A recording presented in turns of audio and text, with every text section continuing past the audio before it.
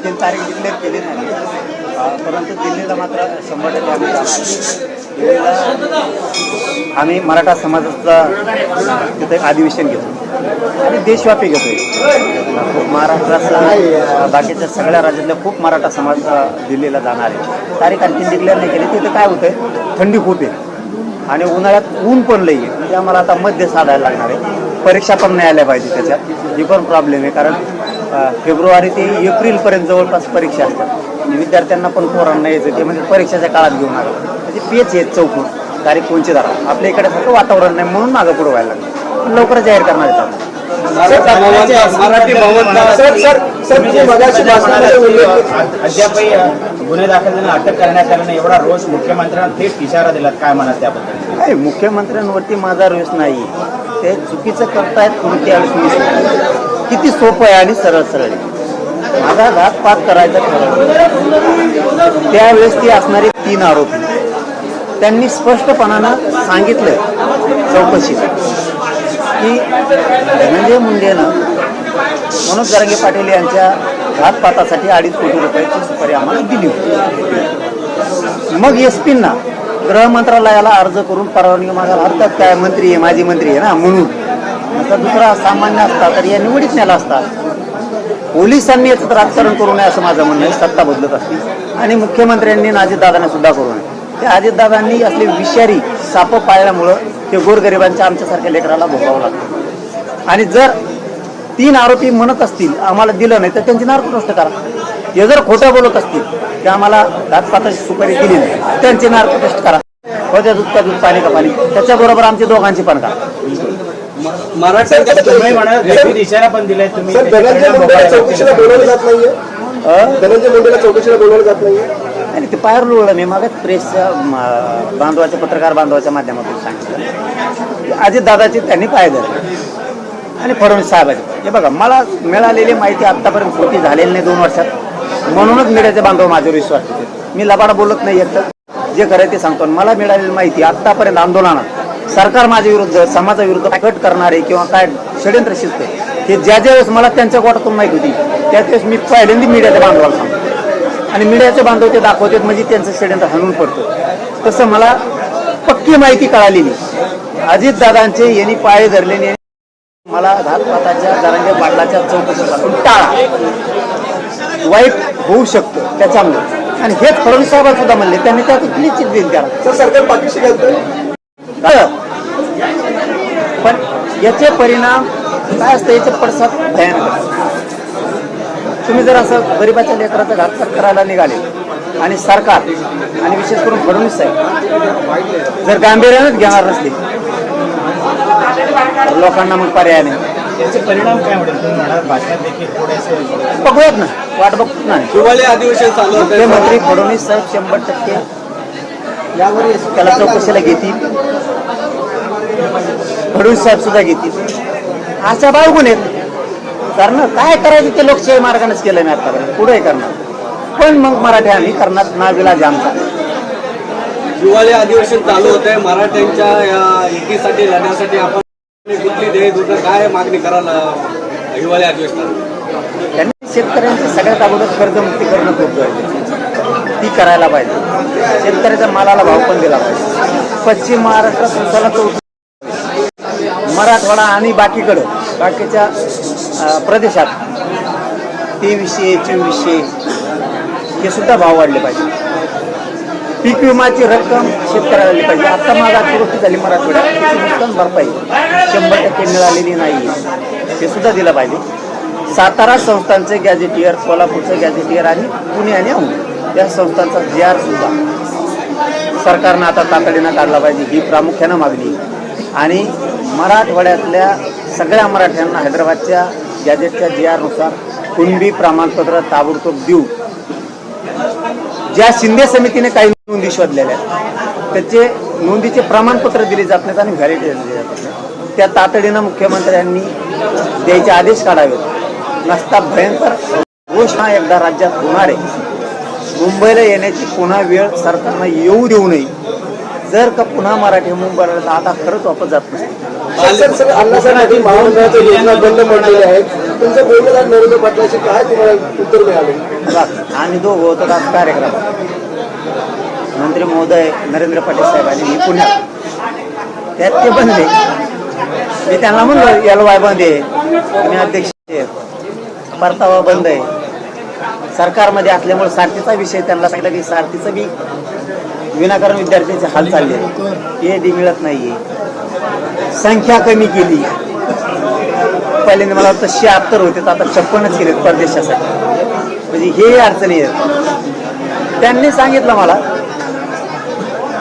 छगन भुजबळ फडणवीस साहेबाला म्हणला आणि अजितदादाला पण म्हणला आणि त्याच्यामुळं महामंडळाचं सगळं स्टॉप केलं असं स्वतः नरेंद्र पाटील साहेब भाषणात म्हणले. मला म्हणले नाही म्हणत मी, तिथं भाषणात म्हणले आणि त्यांनी सांगितल्यामुळे मग अजितदादांनी फडणवीस साहेबांनी बालिकांवर आणि महिलांवर होणारा अत्याचार काय सरकारला काय सांगाल एकूण मराठ्यांच्या मुलीवर होणारा अत्याचार? त्याच्यावर एक कायदा पाहिजे. लेख ही लेख असली पाहिजे. तिला जात कळायच्या अगोदर, तिला धर्म कळायच्या अगोदर, तिला दुनिया कळायच्या अगोदर, तिला गाव कळायच्या अगोदर, तिला सगळे नातेवाईक समजण्याच्या अगोदर, सगळा आनंद बघण्याच्या अगोदर तिच्यावरती बलात्कार करून खून केला गेला, ती क्रूर हत्या होती. याच्या सरकारनं काय करायला पाहिजे? एक कायदा काढला पाहिजे. 6 महिन्याच्या आत फास्ट ट्रॅक कोर्टात ही केस देऊ, पण फास्ट ट्रॅकमध्ये भरपूर केसेस आहेत, सेपरेट बेंच दिले पाहिजे आणि 6 महिन्याच्या आत संपूर्ण फाशीवरती दिलं पाहिजे, तर हे थांबव. नसतं हे असंच राहणार आहे. माझ्या माहितीने भारतात आणखी अशीच नाही झाली बलात्कार करणार अशी माहिती. आता ती खरी खोटी तिचा शोध घ्या आणि मी पण घेणार आहे, हे खरं. पण बलात्कार करणाऱ्याला आणखी फाशीच झाली नाही दूर भारतात. वाल्मिक करायला बेल होण्याची एक ऑडिओ व्हायरल होते. फडणवीस साहेबाचं गिफ्ट असेल ते अजितदादाचं आणि फडणवीस साहेबाचं, ते गिफ्ट देणार असते राज्याला की असा दहशत पसरवणारा, क्रूर हत्या घडून आणणारा माणसाला आम्ही सोडतोय. हे महाराष्ट्राला बक्षीस द्यायचं असेल फडणवीसांना आणि अजितदादांना, द्याऊ द्या मग बघू. सर एकीकडे बोलले सर भाजपला एकीकडे इशारा दिला, सत्ता येते सत्ता जाते, हा एक प्रकारे भाजपला इशारा दिला. का नाही द्यावा? महिलांवरती अत्याचार थांबत नाहीत, शेतकऱ्यांचे मार्गी काढत नाहीत, मराठा आरक्षणाचा प्रश्न मार्गी निघत नाही, धनगराच्या आरक्षणाचा निघत नाही, बंजारा समाजाच्या निघत, मुस्लिम समाजाच्या आरक्षणाचा विषय निघत नाही, लिंगायत समाजाच्या नाही, काही समाजाच्या आरक्षणाचा विषय निघत नाही, मायक्रो ओबीसीला आरक्षणच भेटत नाही, यांचे प्रश्न मार्गी लागत नाही. यांना एक गर्व झाला की काढायसाठी मी बोललोय, निघाला तर चांगली गोष्ट. काँग्रेसला सुद्धा असंच वाटत होतं की आम्ही अमृत पिऊन आलो, सत्ता जाऊ शकत नाही, आम्ही समुद्रासारख्या भारतात पसरलेलो. गेली भाजपला कधीच वाटत नव्हतं काँग्रेसची सत्ता जाईन आपली, आली भाजपची. तसं तुम्ही गारवातून बाहेर या, तुम्हाला वाटतं सत्ता जाणार नाही, धुराळा वाजल्याला माहीत बी होणार नाही. त्यासाठी अन्याय अत्याचार करू नका, असले पोसू नका. तुम्हाला एक्झॅक्टली घातपात घडून आणते आणि त्यांनाच तुम्ही सोडता, त्यांनाच सांभाळता. अजितदादा सांभाळता, अजितदादा पक्ष चांगला, अजितदादा माणूस चांगला, पण सांभाळत नीट नाहीत ना तुम्ही, त्याच्यामुळे आमचं तुमच्यावरती रोष आहे. फडणवीस साहेब चांगला, त्यांचा पक्ष चांगला, अरे पण लोक नीट सांभाळणार ना तुम्ही. ज्या मराठ्याने तुम्हाला सत्तेवरती बसवलं त्याच्यावरच उतारला लागला तुम्ही. भाजपकडे विरोधक म्हणतात सत्ता कशी त्यांच्याकडे. हे बघा, एक चुलूक देतो फक्त, मग तुम्ही त्याचा अर्थ समजून घ्या. महाराष्ट्रात असं कधी घडलं? मालेगावात घडलं. लोक घुसले होते, एकदा लोकांच्या मनात आलं ना, EM नाही, सरकार नाही, फरकार नाही, काय नाही. न होणारी घटना महाराष्ट्रात घडली माय बापो.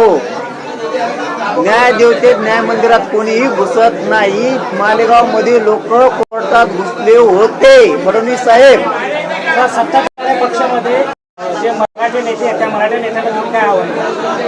माझ्या हात जोडून त्यांना विनंती, दिवस वाईट आहे, युग वाईट आहे. राजकारणासाठी राजकारण म्हणून विरोध करा, एकमेकाला पाडा सुद्धा, पण समाजाचा विषयी, गरीबाला अडचणी ना तुमच्यावर अडचणी, आपला एकमेकात दुवा असला पाहिजे. श्रीमंत मराठ्यांनी गरीब मराठ्यांना मदतीला जायचं आणि गरीब मराठ्यांनी श्रीमंतच जायचं. कारण आपल्यात खूप दरी आहे. श्रीमंत गरीबाकडे बघतच नाहीये म्हणजे राजकारणी मराठा. तुम्ही इथून पुढच्या काळात तरी त्यांचं शिका. ते जातीला पण सांभाळते, राजकारण पण करते. तुम्हाला मराठी कधी कमी पडू देणार नाही. तुमच्यातलं वय कमी करा ना, आतून एक या आणि गोरगरीब मराठ्यांच्या पाठीशी उभा राहा. मराठा सुद्धा तुमच्या पाठीशी ताकदीने उभा राहील. सकल मराठा समाज मंडळाच्या आयोजनात कृतज्ञता सोहळा या ठिकाणी संपन्न झाला. आपण समानतेच आभार व्यक्त करताना भविष्यात मराठ्यांना काय असू शकतो? मुंबईला ज्यावेळेस दोनदा आम्ही आलो त्यावेळेस महामुंबई म्हणून त्याला, कारण तुमच्याकडे दोन म्हणतात, मुंबई आणि नवी मुंबई, तर त्याला आपण सगळे मुंबई म्हणूया, महामुंबई.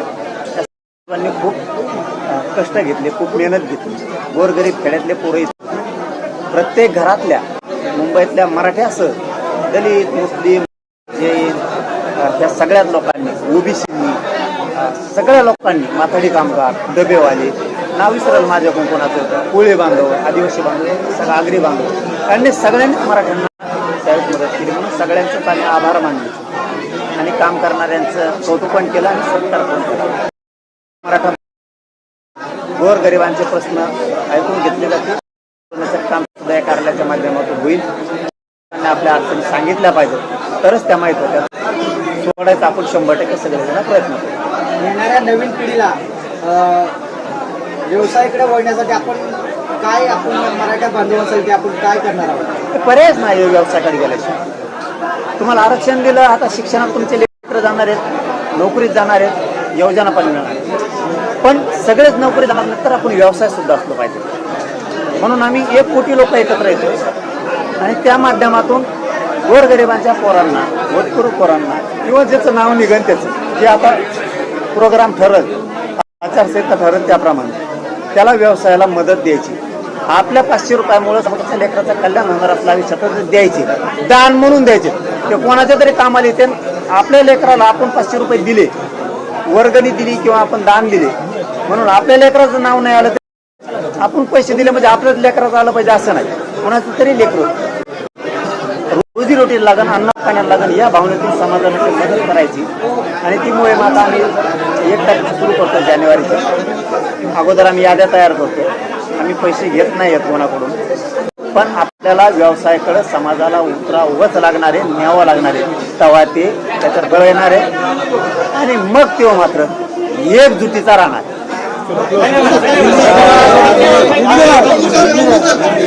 मला